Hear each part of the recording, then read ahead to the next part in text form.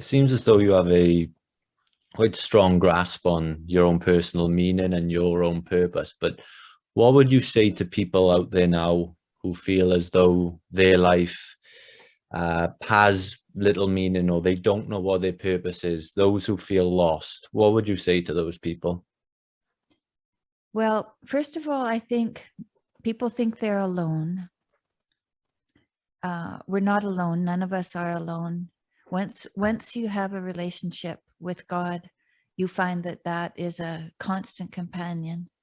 But in the meantime, before you have that, when you're lost, then you can look to your community, whoever they may be, and you can find the divinity in those people if you are humble enough to listen. And it's really hard if you're lost and you're frustrated and you've become resentful, and that's a really bad one.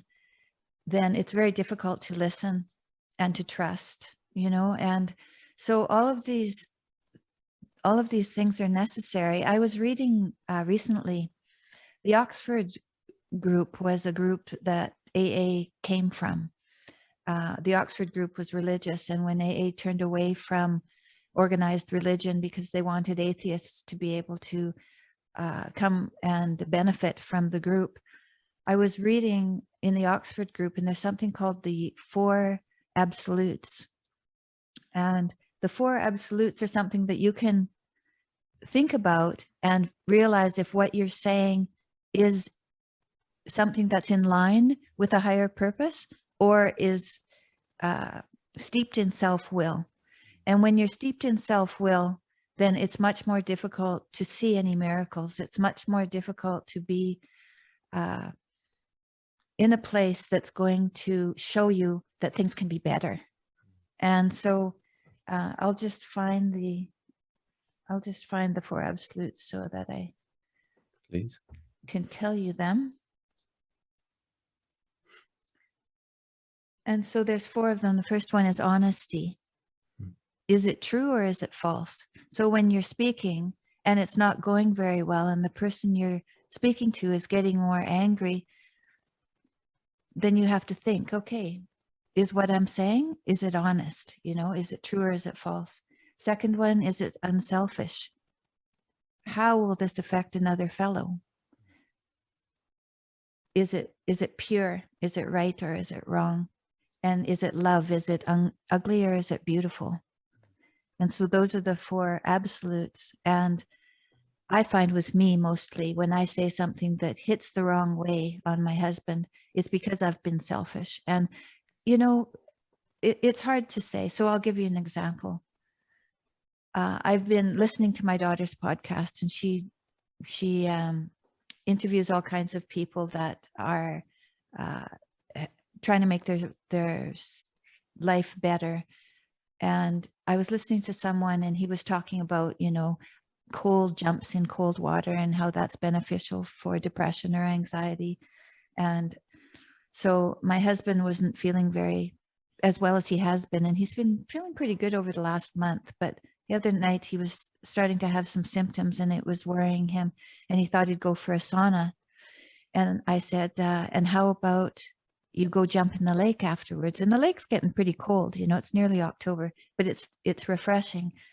And he said no, but the way he said no was not a relaxed no. It was a anxious no, which I can misunderstand as an aggressive no. And then for whatever reason, it scares me.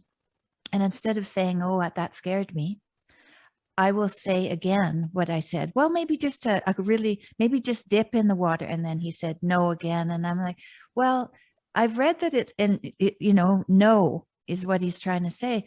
And so he left, and I thought, what did I do wrong? I definitely did something wrong. So I read those four, and I got to, how did this affect another person? Well, it didn't sit well with him. So what I said maybe was selfish. Oh, okay. So if it was selfish, why would it be selfish? Why would I be needing my understanding of something to be understood by someone else?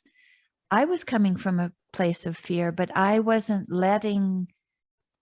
communicating that. He wasn't communicating his fear, and I wasn't communicating my fear. So we went for a walk in the morning and we talked about that. And we talked about these four absolutes and made an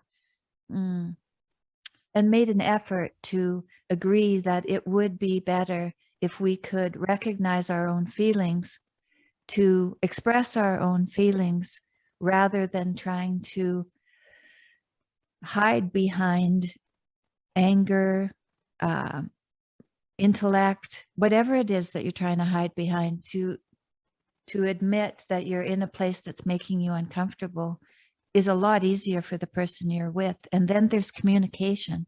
And if there's truthful communication, then you're actually with someone else and you're not alone anymore. But as long as you're the one who's trying to control it, you're alone. And it makes you more and more and more alone the more you try to be the one who's running the show. Yeah. Amazing.